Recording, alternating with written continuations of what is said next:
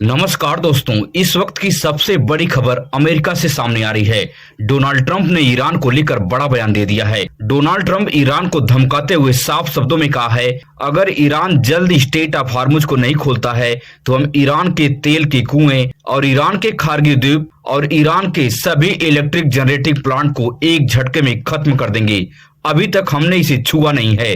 अगर ईरान हमारी कमजोरी समझ रहा है तो इस भुलावे से वह बाहर निकल जाए और इस डील को पक्की कर ले कि अपने देश में परमाणु बम का निर्माण करना पूरी तरह से बंद कर दे। आज अमेरिका बिल्कुल सख्त लहजे में ईरान को समझाने का काम कर रहा है। अगर ईरान समझ गया तो ठीक है, नहीं तो ईरान में जबरदस्त तबाही देखी जा सकती है। डोनाल्ड ट्रंप ने साफ शब्दों में कहा कि बहुत जल्द हम ईरान के तेल साइटों पर कब्जा जमा लेंगे। ईरान मनमानी कर रहा है, हम अपनी सबसे शक्तिशाली सेना को ईरान में उतारेंगे। डोनाल्ड ट्रंप के इस बयान के बाद ईरान में हड़कंप मच गया है। ईरान आनन फानन में खार्गी द्वीप को बचाने के लिए बड़े पैमाने पर व्यापक रूप से सेना को तैनात कर दिया है, मगर सबसे शक्तिशाली यहां पर ईरान के ड्रोन साबित होंगे, जहां पर अमेरिका के सैनिकों को हवाई हमले में मार गिराएंगे। आने वाले समय में दुनिया में यह बहुत गंभीर संकट आने वाला है। डोनाल्ड ट्रंप ने खुली चेतावनी दी है कि ईरान अपना परमाणु बम बनाने का कार्यक्रम बहुत जल्द से खत्म कर दे और अमेरिका को 450 केजी यूरेनियम सौंप दे, नहीं तो ईरान को हम किसी भी कीमत पर जीने लायक नहीं छोड़ने वाले हैं। एक महीने से तो हम ईरान के साथ सिर्फ अभी तक युद्ध अभ्यास कर रहे हैं, हम तो अभी तक युद्ध किए नहीं हैं। अमेरिका का युद्ध ईरान अभी देखा नहीं है, मगर ईरान परमाणु बम बनाने से पीछे नहीं हट रहा है। ईरान का साफ कहना है कि हम खत्म हो जाएंगे, मगर परमाणु बम का निर्माण हम अंत समय तक करते रहेंगे। और ईरान के तेल साइटों पर कब्जा जमाने के बयान पर खाड़ी में मौजूद सभी मुस्लिम देशों ने समर्थन किया है। आपको बता दें कि सऊदी अरब के प्रिंस पहले ही बोल चुके हैं कि ईरान एक आतंकवादी सप्लायर देश है। मतलब साफ है कि ईरान को चारों तरफ से घेर दिया गया है। ईरान अपनी मिसाइलों के दम पर अभी तक युद्ध में टिका हुआ है, मगर ईरान में कई लाख करोड़ रुपए का भारी नुकसान पहले ही हो चुका है। ईरान इस नुकसान को भरपाई करने में लगभग 20 साल गुजार देगा। इसकी भरपाई वह नहीं कर पाएगा। मगर इजराइल और अमेरिका के सैन्य ठिकानों पर जो नुकसान हुआ है, ये सभी डेवलप कंट्री हैं, बहुत जल्द अपने नुकसान को रिवाइव कर पाएंगे। आपको क्या लगता है कि ईरान अपने परमाणु बम बनाने के कार्यक्रम को रोकेगा या इजराइल में लगातार तबाही मचाता रहेगा और अमेरिका के इस धमकी के सामने ईरान नहीं झुकने वाला है? अपनी राय को कमेंट बॉक्स में साझा जरूर करें।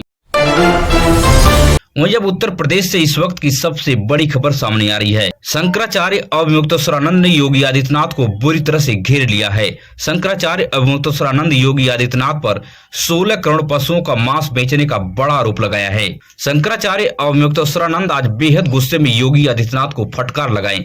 शंकराचार्य के इस बयान के बाद भारतीय जनता पार्टी और योगी आदित्यनाथ के हिंदुत्व के मुद्दे पर बड़ा सवाल खड़ा हो गया है कि उत्तर प्रदेश के मुख्यमंत्री योगी आदित्यनाथ पिछले 9 साल से सरकार में बैठे हैं, मुख्यमंत्री के गद्दी पर बैठे हैं, मगर पशुओं की हत्या और मांस की सप्लाई को रोक नहीं लगा पाए हैं।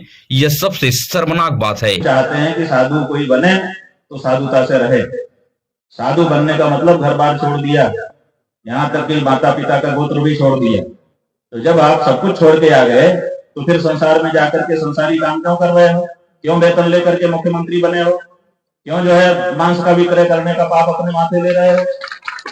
क्या कोई साधु महात्मा, यहाँ एक साधु कोई बैठा हो, पंडित बैठा हो या आपके मंदिर का पुजारी 15 किलो मांस ले आकर के यहाँ दुकान लगा ले, बोलो यहाँ कौन बैठा हुआ व्यक्ति स्वीकार करेगा?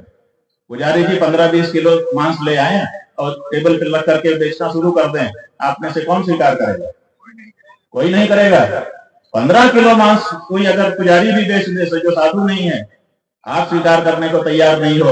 16 करोड़ पशुओं का मांस अभी तक आदित्यनाथ ने बेच दिया। आप कैसे स्वीकार करके बैठे हुए हो?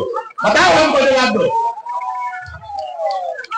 मुख्यमंत्री पद पर बैठ जाएगा कोई तो उसको सब कुछ करने का लाइसेंस मिल गया, लोगों को काम करने का। ये व्यक्ति सनातन धर्म का अपराधी है, इसलिए इसको इसके अपराध का दंड सनातन समाज देगा। तो नहीं चलेगा। आप धर्म का अपराध नहीं कर सकते। जो चोला आपने पहना। योगी आदित्यनाथ हर सभा में हिंदू धर्म और सनातन धर्म पर बड़े बड़े लेक्चर देते हुए नजर आते हैं, मगर उसी उत्तर प्रदेश में इतने बड़े पैमाने पर मांस का व्यापार हो रहा है और योगी आदित्यनाथ इसको रोक नहीं पा रहे हैं। आखिर योगी आदित्यनाथ और भारतीय जनता पार्टी को कौन सी पावर चाहिए उत्तर प्रदेश से मांस की सप्लाई को रोक पाएंगे? शंकराचार्य और मुक्तेश्वरानंद के द्वारा दिया गया आंकड़ा अगर सच है तो योगी आदित्यनाथ पर गंभीर आरोप है। 16 करोड़ पशुओं को काटकर व्यापार हो गया योगी आदित्यनाथ की सरकार के नाक के नीचे, मगर योगी आदित्यनाथ को इसका फर्क नहीं पड़ा। आपको क्या लगता है कि योगी आदित्यनाथ उत्तर प्रदेश में पशुओं की इतने बड़े पैमाने पर हत्या को रोकने में सफल होंगे, या इसी प्रकार से यह कार्यक्रम चलता रहेगा और योगी आदित्यनाथ के कान पर जू नहीं लगेगी, चाहे कोई कितना भी बड़ा बयान देता रहे?